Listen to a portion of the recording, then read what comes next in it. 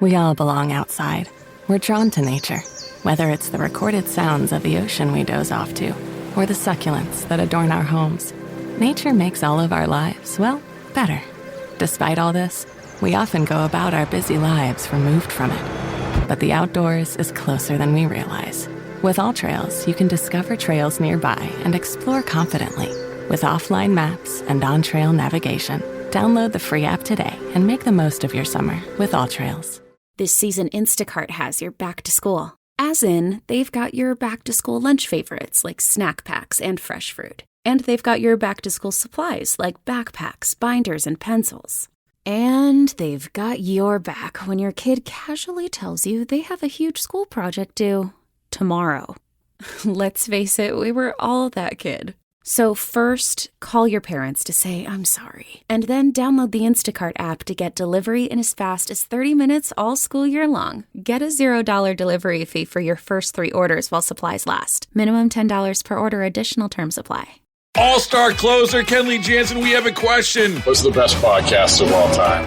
Baseball isn't boring, baby. I'm Rob Bradford, and every single day I'm sitting down with the biggest names to show you this great game is the greatest game. It's my podcast. It's my passion. It's a cause I started more than 2 years ago and is now the most prolific national daily baseball pod there is. Another fact, so jump aboard the BIB Express. Follow and listen to Baseball Isn't Boring, presented by Wasabi Hot Cloud Storage on the free Odyssey app or wherever you get your podcasts.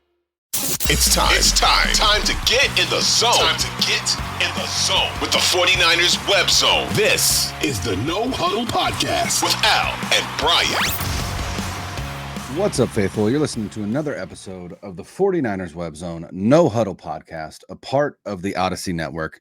I'm Brian Rennick, and I am flying solo today. Al is busy with work and kids' sports and things of that nature. So I'm coming to you by myself today.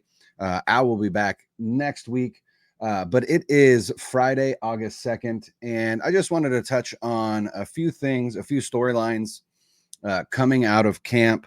Again, you know, we've talked a lot about specific storylines, including Brandon Aiyuk, arguably the biggest storyline.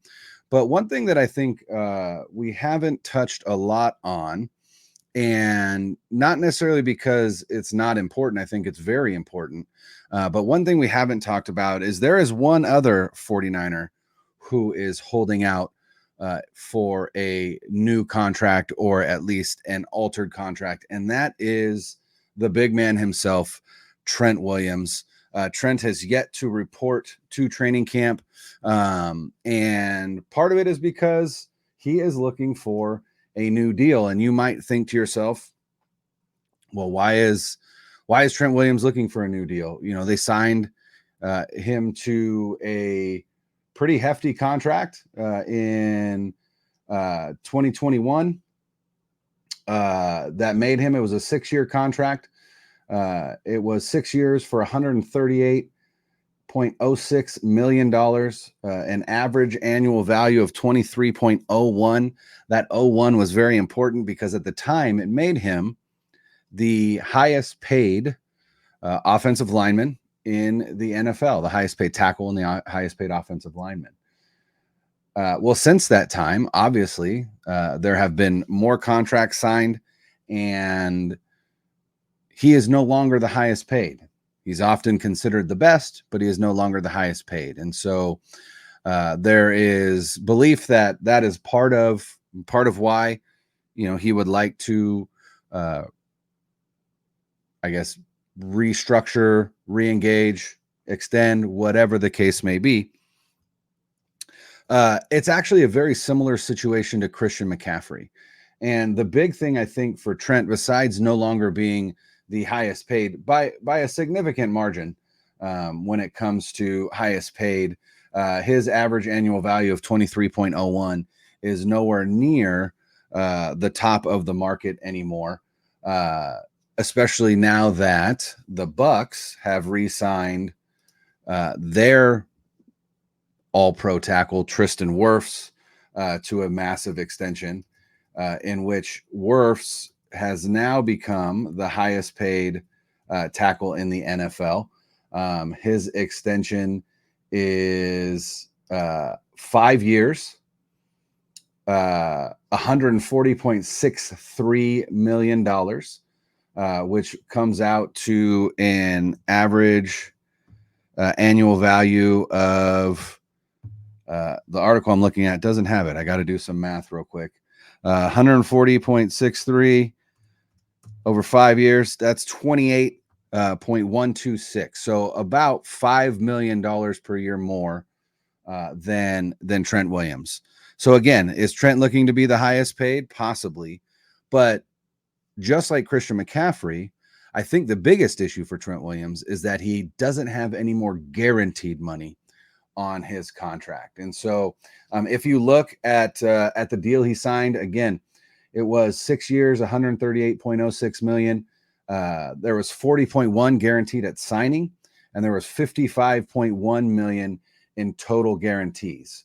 That was the 40.1 million in guaranteed money at signing was his signing bonus, all of his 2021 and 2022 salary, and then $1.2 million of his 2023 salary. Those were all the guarantees. So starting this year in 2024, there is no guaranteed money left on Trent Williams' contract. And as a 36-year-old, I would imagine that is probably I don't want to say scary, but if you're talking about your livelihood, the scariest aspect of the contract for Trent Williams. Again, just like Christian McCaffrey signed a 4-year deal with the Panthers, had 2 years still remaining on that deal as of this season, but none of that money was guaranteed. And so the 49ers did what they will likely do with Trent Williams, which is negotiated an extension with McCaffrey that added two additional years on, and also guaranteed quite a bit more. I believe it was $38 million total, or 24, sorry, guaranteed $24 million to Christian McCaffrey, when again, nothing was guaranteed on his contract past last season. And so the issue becomes, the word out of training camp is that this offensive line has been pretty abysmal with Trent Williams and his absence, especially when it comes to running the football. In fact,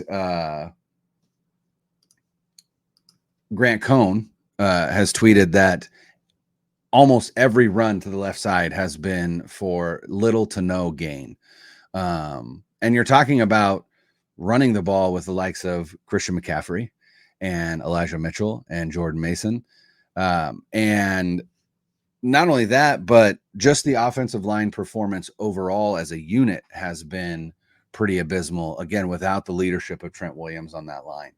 And so Brandon Aiyuk has garnered most of the attention for his contract negotiations and his holdout.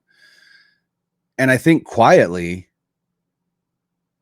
Trent Williams' holdout is arguably more impactful to this team than Brandon Aiyuk's. Now, I don't anticipate that they won't get something done, because here's the other thing about Trent Williams' contract is his cap hit for 2024 is $20.9 million. His cap hit for 2025 is 23.3, and his cap hit for 2026 is $33 million. Those are, I'm sorry. I'm sorry. I was looking at that wrong. That's his annual cash. His cap hit for 2024 is 31.5.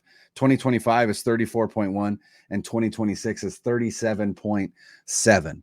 So not only would restructuring this benefit Trent Williams, but it would benefit the 49ers, especially this season, lowering his cap hit this season and probably next season.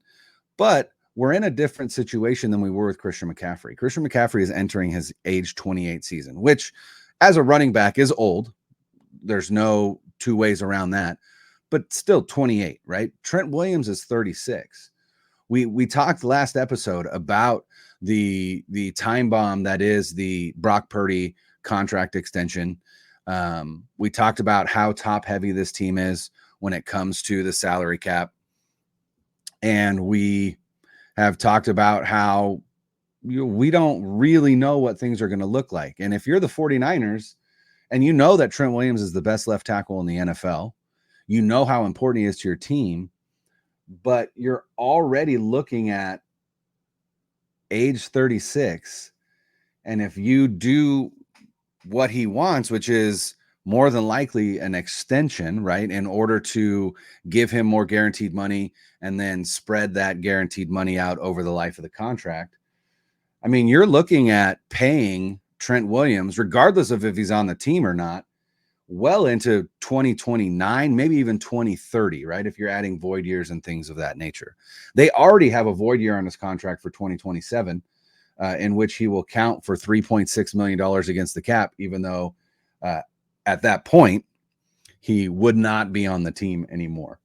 So, like I said, I don't anticipate this not getting done, but it is something to keep an eye on because, again, this offensive line has been pretty abysmal in camp so far.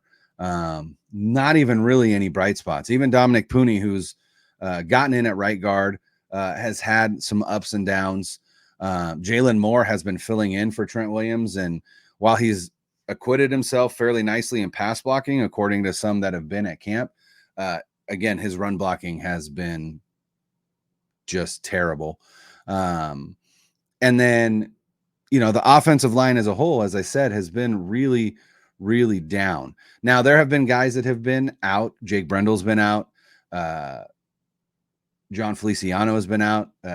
According to some on Twitter who are at training camp practices currently, which are currently happening right now. Banks is back after missing last practice. And also Spencer Burford and Jake Brendel have also returned after missing time. So hopefully getting some of the regulars back will help with some of that continuity. Hey, fantasy football owners, the road to winning your fantasy football championship starts now. I'm Matt Harmon from Reception Perception. Join me and James Coe as we take a deep dive into the position that's going to make or break your fantasy roster. Wide receivers. We analyze route running, target share, and all the metrics that matter, giving you the insights you need to draft the best wide receivers. As you prep for your draft, let us give you the coverage you need. Follow and listen to Reception Perception on the free Odyssey app or wherever you get your podcasts. But yeah, things have not looked great on the offensive line. And as we know, the offensive line has been, especially in the playoffs, the Achilles heel of this team.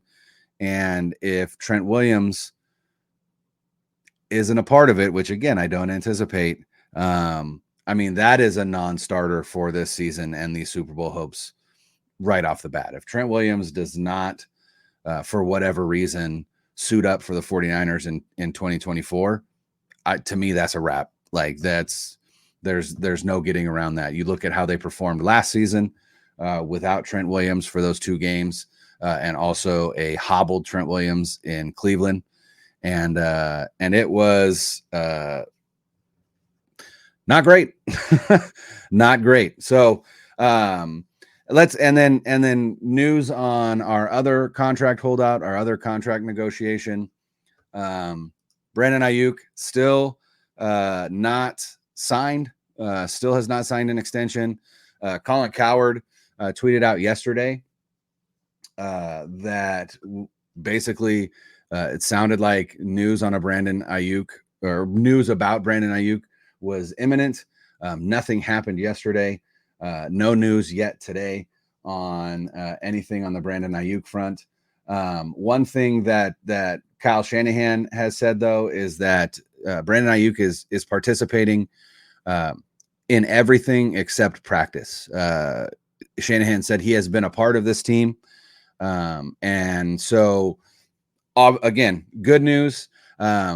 Anybody who thinks he's going to be traded, I think you should probably rethink that stance. I don't think there's any way at this point that he gets traded. But again, contract is not signed. Today, August 2nd, this is the date that Debo signed his contract.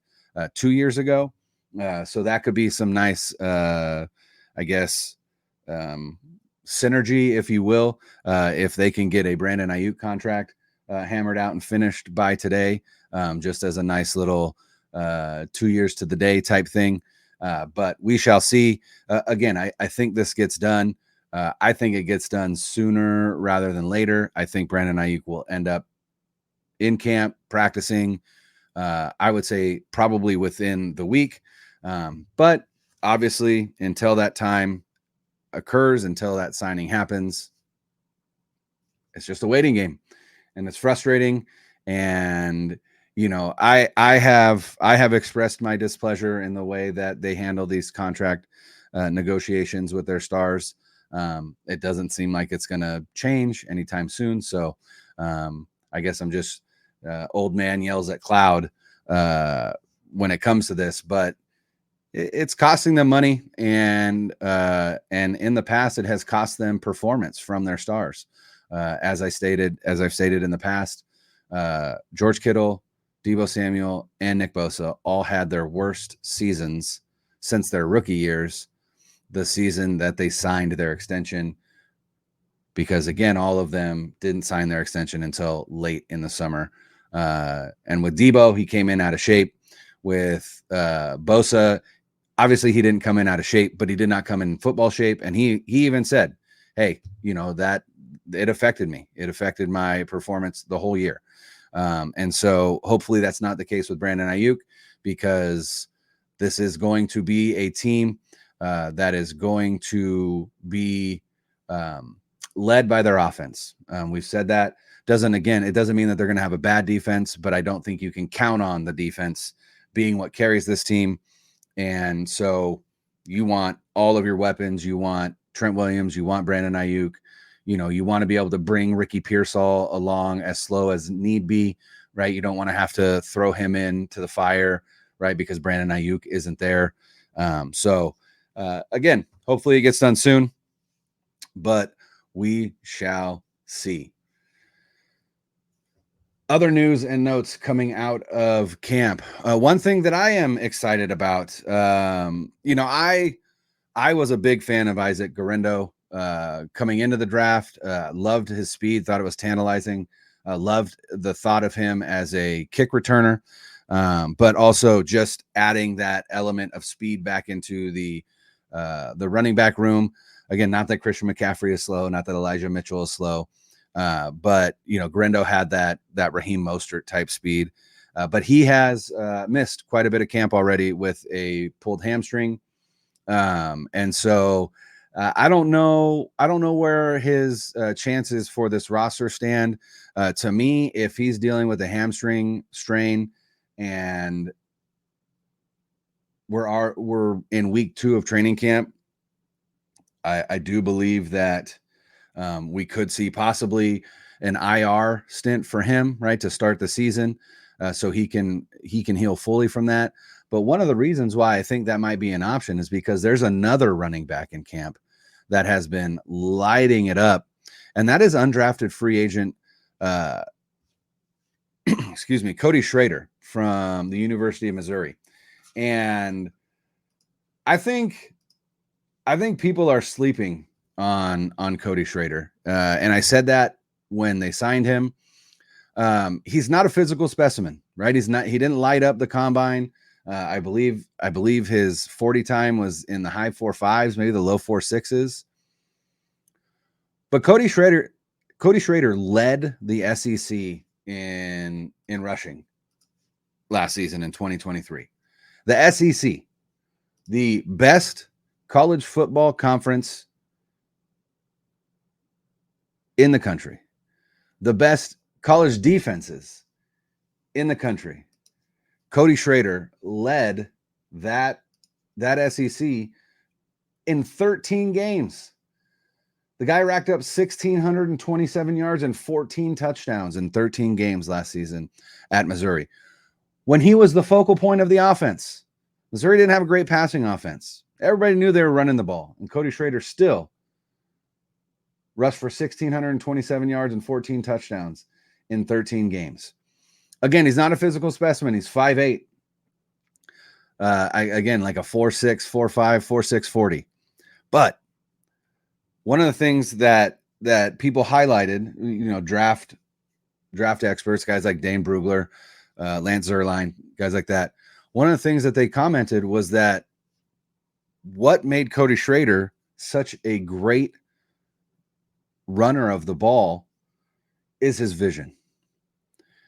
And the other thing is his decisiveness. So he's a one cut and go kind of guy.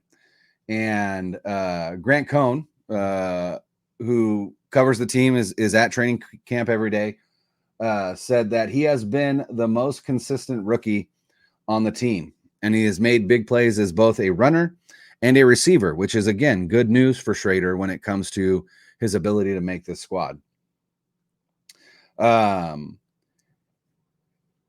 He's got, again, he's 5'8". He's got a low center of gravity, which is helpful. He has excellent vision. He's decisive. He runs downhill. Grant Cohn said he doesn't dance in the backfield or constantly bounce runs to the outside. He makes one cut and goes. He's the perfect fit for the 49ers outside zone scheme. That's exactly what you need when you're running outside zone. You need a running back who has good vision, who's decisive, and can make one cut and go. Now, is he gonna be a home run hitter on the ground? Absolutely not. But what he can do is be a consistent threat to get 3, 4, 5 yards a clip because he is decisive and he can make those one cut and go.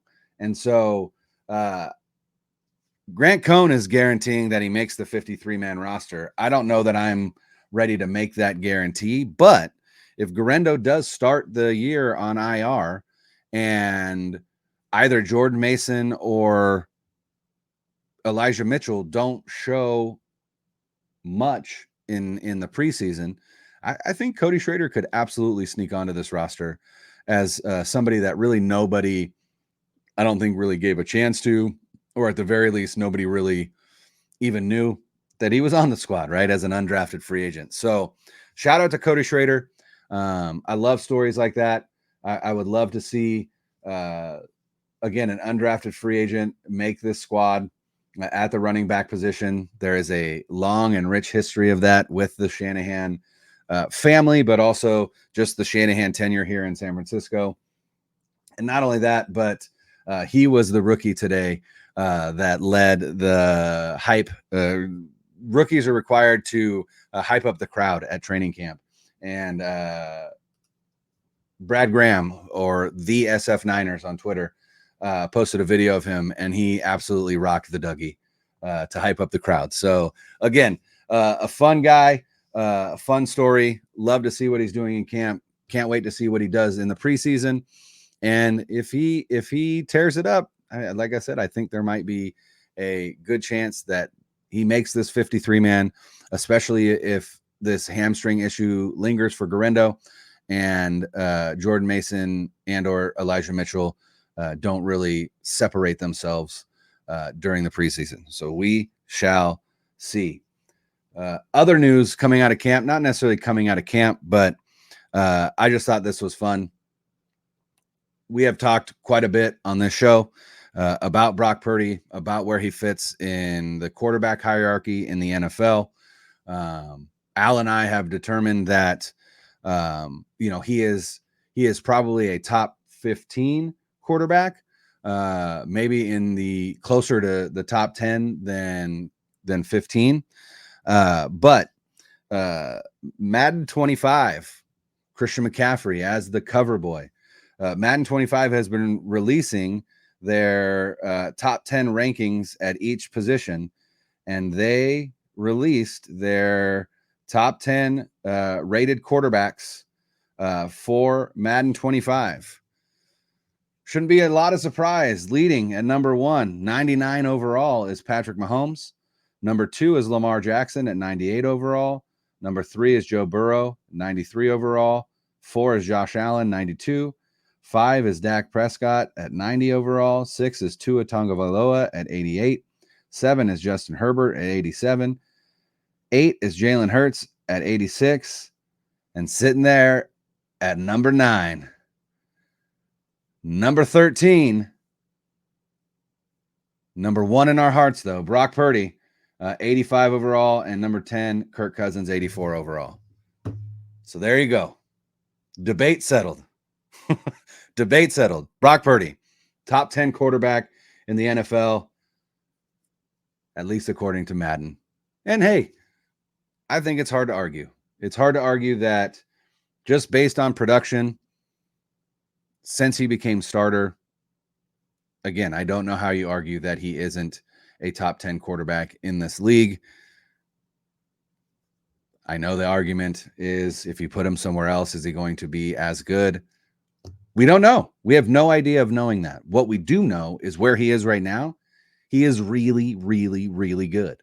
And he is really good at running the system that he's required to run, which is all that is asked of him because, again, we don't need to know if he would succeed in the Kansas City system. We don't need to know if he would succeed in Las Vegas, if he would succeed in wherever you want to say, right? All we need to know is, does he succeed? Does he operate this system that he is required to operate here in San Francisco at a high level? Yes, he does. At an MVP level? Yes, he does, right? He was in the MVP conversation last year. So excited to see the growth. Other stories coming out of camp in regards to Brock Purdy. There are teammates who have talked about how much improvement they've seen from him. We've heard veterans talk about like his presence in the huddle is even more demanding. He demands excellence from his offense. He demands excellence from his team. His leadership skills are off the chart. His processing skills are off the chart. And I can't wait to see him. I can't wait to see what this season looks like for Brock Purdy. Has he been throwing interceptions in camp? Absolutely. Is that a big deal? No, it is not. Again, I implore you, take a step away from the ledge, right? What did I say last episode? Take 100 steps away from the ledge. If you're worried about training camp interceptions, I beg of you, go outside, touch some grass, take a breath, let the sun hit you, and get some vitamin D, and then maybe come back and see if you still think it's a big deal. Because I promise you, it is not. So, like I said, Al will be back next week. I appreciate you guys hanging with me for a little bit. Camp is ramping up. Our preseason schedule is going to start pretty soon. We are hoping next week to get Cam Inman on. He has a book coming out, so we want him to be able to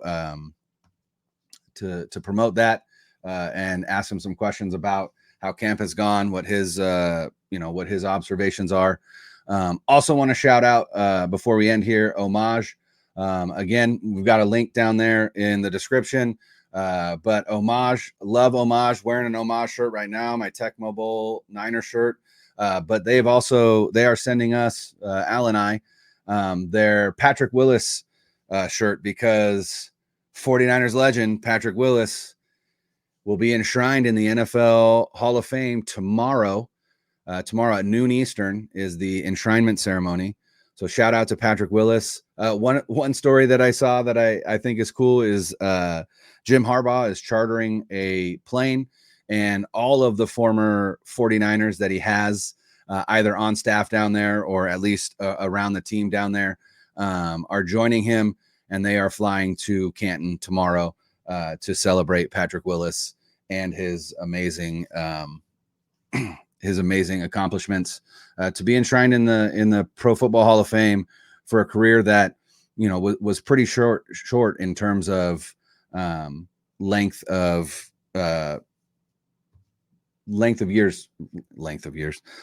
time playing, but the impact that he had every year that he played was enough for voters to give him his accolades that he so rightly deserves.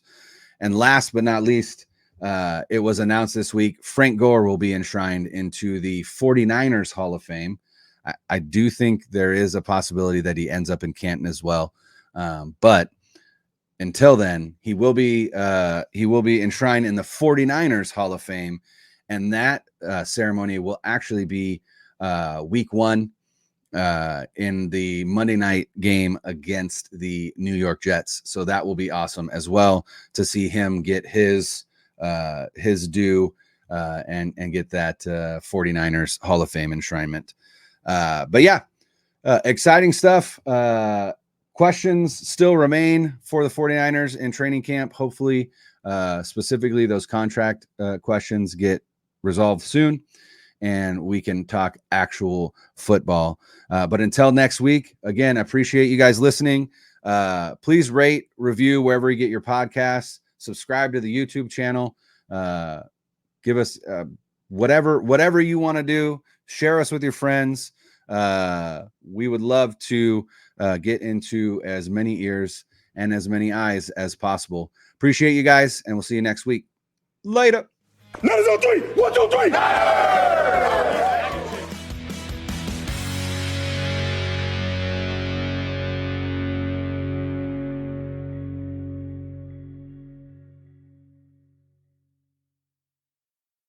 2400 Sports is an Odyssey company.